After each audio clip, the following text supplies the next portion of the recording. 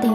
好きなように呼んでくれて構わないピ。じゃあ तो एपिसोड की शुरुआत होती है एक एलियन के साथ। इसका नाम टाकोपी है। टाकोपी एक अलग प्लैनेट से आया है जहां सब लोग हैप्पी रहते हैं और टाकोपी का एक मिशन सिंपल है कि मैं सबको हैप्पी बनाऊंगा। टाकोपी के पास कुछ स्पेशल गैजेट भी होती है, तो बेसिकली फ्यूचर टेक्नोलॉजी जैसा लगता है, जैसे तुम लोग मान लो डोरेमोन के पॉकेट की तरह। लेकिन टाकोपी के पास एक चीज समझ नहीं आती कि अर्थ की हैप्पीनेस के मतलब कुछ अलग अलग होती है। तभी वहाँ पर एक लड़की आती है शिजुका नाम का। शिजुका का फेस देख के लग रहा होता है कि ये लड़की अंदर से कम्प्लीटली ब्रोकन है। वो लड़की स्माइल नहीं करती और ज्यादा कुछ बोलती भी नहीं और उसके अंदर से अजीब सी खालीपन होती है। जब दोनों एक दूसरे को देखते हैं तो जहाँ टाकोपी को लगता है कि ये लड़की को हंसाना बहुत ही आसान है, पर शिजुका उसको देख के एलियन कह देता है और उसका नाम टाकोपी रख देता है। हालांकि वो ऑक्टोपस की तरह सिमिलर दिख रहा था। उसका नाम रखने के लिए टाकोपी उसे शुक्रिया भी करता है। तभी टाकोपी अपने अंदर से एक गैजेट निकाल कर देता है डोरेमोन की तरह, जिसका नाम फ्लिपी बिंग था, और उसे यूज करके दिखाता है जहाँ टाकोपी आसमान में उड़ रहा था। और वो निकालकर शिजुका को दे देता है, पर वो मना कर देती है और जाते हुए कहती है कि आसमान में उड़ने से मेरी जिंदगी बदलेगी नहीं, और कल मिलने की प्रॉमिस करके चली जाती है। इधर टाकोपी को ऐसा लगता है कि जैसे शिजुका ने पहले भी आसमान में उड़ान भरी होगी, क्योंकि इस प्लेनेट पे बहुत सारे उड़ने वाला जीव जंतु मौजूद है और इंसानों भी घुल मिलकर हर रात उड़ने की प्रैक्टिस करते होंगे। अगले दिन देखते हैं जहाँ शिजुका स्कूल के आने के बाद टनल के अंदर टाकोपी के साथ बैठ गई थी और आसपास जाते हुए बच्चों की आवाज आ रही थी। ये सुनकर शिजुका कहती है, यहाँ स्कूल के बच्चे हैं, जहाँ पकड़े जाओगे तो हेल्प सेंटर में डाल देंगे। इस पर टाकोपी अपने मन में कहता है कि स्कूल वो जगह है जहाँ शिजुका रोज जाती है। तभी आसपास से जाते हुए एक लड़की हंसते हुए कहती है, जो मरीना ने कही थी मैंने उसका पेंसिल बॉक्स तोड़ दिया। उसी में से एक और लड़की कहती है कि वैसे भी इस हफ्ते का उसका तीसरा पेंसिल बॉक्स था। उसी में से एक और लड़की कहती है क्या उसका पॉकेट मनी खत्म हो गई होगी। तभी येलो बाल वाली लड़की जिसका नाम मरीना था वो कहती है कि वह वेलफेयर के पैसे से ले लेगी, और सब लोग मिलकर हंसने लगते हैं। तभी येलो बाल वाली लड़की जिसका नाम मरीना था वो कहती है कि वह वेलफेयर के पैसे से ले लेगी और सब लोग मिलकर हंसने लगते हैं। इधर टाकोपी को ऐसा लगता है कि ये लोग कहीं घूमने की बात कर रहे हैं, पर शिजुका अंदर से गुस्से में कहती है कि ऐसा नहीं है। फिर शाम के समय देखते हैं जहाँ शिजुका अपने घर जा रही थी। उसी समय टाकोपी एक गैजेट निकाल कर देता है जो एक हैप्पी कैमरा था। टाकोपी उस कैमरा की खासियत बताता है, ये नॉर्मल कैमरा की तरह लगता है, जब तुम इससे फोटो खींचोगे तो वो ऑटोमेटिक हैप्पी पेपर प्रिंट में कर देता है, और बताता है कि इस कैमरे में एक स्पेशल फंक्शन भी है। तभी वो उस जगह से जाने लगता है क्योंकि स्टेशनरी स्टोर पे जाकर उसे नया बोर्ड भी लेना था, नहीं तो वो स्टोर बंद हो जाएगी। कल मिलने की प्रॉमिस करके चली जाती है। टाकोपी इधर सोचने लगता है कि शिजुका बहुत ही ज्यादा बिजी रहती है। अगले दिन देखते हैं जहाँ टाकोपी शिजुका को एक न्यू गैजेट दे रहा था, जहाँ बताता है कि इसे पार्टी या फंक्शन में यूज करते हैं, पर शिजुका कल मिलने का कहकर चली जाती है। इसी तरह समय बीतते जाती है, पर टाकोपी अपने गैजेट को यूज करके उसके फेस पे स्माइल लाने में कामयाब नहीं हो पा रहा था। फिर से एक दिन न्यू गैजेट शिजुका को दिखा रहा था, पर शिजुका जल्दी से उसको घर जाना था। इस पर टाकोपी उससे पूछ लेता है। वो बताती है कि उसे चापी को खाना भी देना है। फिर खुश होते हुए टाकोपी को भी अपने घर ले चली जाती है, जहाँ चापी से इंट्रोड्यूस कराती है। जहाँ शिजुका के लाइफ में एक चीज से जो हैप्पी मिलती है उसका डॉग चैपी है। चैपी उसके लिए सिर्फ पेट नहीं बल्कि उसका इमोशनल सपोर्ट है। शिजुका के लाइफ में जो लव, केयर और कंफर्ट मिसिंग है वो उसको चैपी से मिलता है, और यही पॉइंट पे टाकोपी को लगता है कि इसका हैप्पीनेस का सोर्स ये डॉग है। फिर चैपी जाकर टाकोपी को अपने मुंह में पकड़ लेता है और इधर से उधर करने लगता है। शिजुका को लगता है कि चैपी उसको खाना समझकर खा जाएगा, इसलिए उसे खाने से मना कर देता है। फिर चैपी को खाना देकर टाकोपी को अंदर आने के लिए कहता है, जहाँ वो बताती है कि उसकी मदर ई स्कॉटिंग पे गई है। ई स्कॉटिंग आप लोग नहीं समझे तो मैं बताता हूँ। जैसे मान लो किसी दुकान के कस्टमर के साथ जाना, आप लोग नहीं समझे तो भाई बहुत अच्छी बात है, और जो बंदे समझ गए तो भाई हमको साथ तो नर्क जरूर जाना पड़ेगा। उसी समय टाकोपी उसके फादर के बारे में पूछ लेता है, तो शिजुका तो शांत थी। फिर वो कहती है कि मेरे पिताजी नहीं है। टाकोपी तो कुछ अलग ही सोचने लगता है। ये बात सुनकर वो अपने मन में कहता है, क्या इस प्लेनेट पे माँ ही बच्चे बाउंड करती है। शिजुका चैपी के बारे में बताता है कि ये बहुत ही छोटे से मेरे पास में है, ये पापा ने मुझे गिफ्ट दिया था, पर जब तक चैपी शिजुका के पास है वो जब तक खुश रहेगी, उसके अलावा उसे कुछ और नहीं चाहिए। कितनी भी परेशानियां हो या कितनी भी तकलीफ हो